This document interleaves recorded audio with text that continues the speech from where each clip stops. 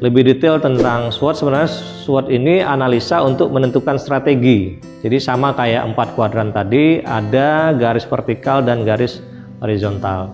Nah, garis yang vertikal itu, yang atas itu adalah strength, kemudian weakness. Jadi garis vertikal ini adalah faktor internal. Jadi strength weakness itu adalah dari internal kita. Kemudian kalau threat dan opportunities itu eksternal, faktor eksternal. Jadi threat itu mungkin jangan kita terjemahkan sebagai hambatan, tapi kita terjemahkan sebagai tantangan. Kemudian opportunities kita terjemahkan sebagai peluang. Jadi seberapa besar tantangan yang dihadapi, kemudian seberapa besar peluang yang kita hadapi. Nah, di sini kan akan muncul persilangan antara garis vertikal dan horizontal, internal dan eksternal tadi. Itulah muncul 4 kuadran.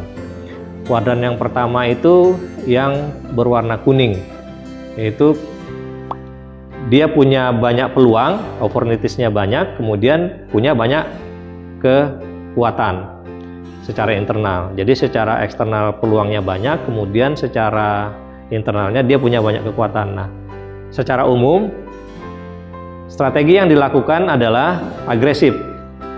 Misalnya nih, madrasah kejuruan, dia punya jurusan yang tidak dipunyai oleh madrasah lain atau oleh SMK lain. Itu kan artinya dia punya kekuatan di situ dan tidak punya pesaing gitu.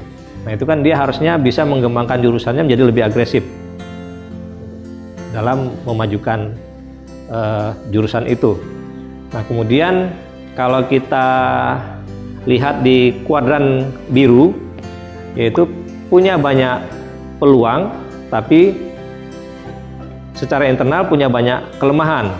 Nah, artinya harusnya memperbaiki dulu kelemahan-kelemahannya. Jadi itu strateginya harusnya defensif dia. Jadi peluangnya banyak, tapi ya secara internal dia punya banyak kelemahan. Misalnya jumlah gurunya kurang, kemudian siswanya kurang dan segala macamnya. Jadi strateginya perlu dilihat dari situ. Kelemahan di internalnya apa? Itu yang diperbaiki dulu. Jadi strateginya adalah defensif, jadi bertahan. Karena kalau tidak, ya peluangnya hilang, kelemahannya makin banyak, ya dia akan tenggelam dengan sendirinya. Nah, kemudian yang hijau, yang kiri atas, itu punya kekuatan, tapi tantangannya juga besar. Misalnya banyak madrasah aliyah yang sejenis di wilayah yang sama gitu. Nah, itu kan artinya dia madrasah yang mungkin madrasah yang bagus, tapi pesaingnya juga banyak. Nah, ini artinya dalam menghadapi tantangan itu dia harus ofensif gitu. Ya, kalau main sepak bola strateginya menyerang lah gitu. Karena dia banyak tantangan di sini. Jadi salah satunya dengan sedikit ofensif. Nah, yang kuadran yang paling rendah itu adalah secara internal dia punya banyak kelemahan dan secara eksternal punya banyak tantangan, itu yang merah. Jadi kekurangannya banyak, juga tantangannya juga besar.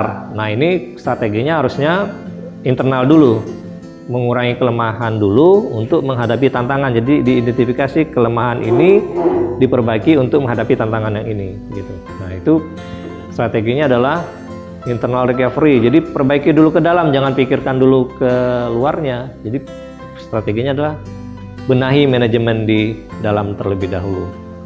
Jadi agak sedikit sama dengan yang di kuadran biru, tapi ini tantangannya lebih besar gitu.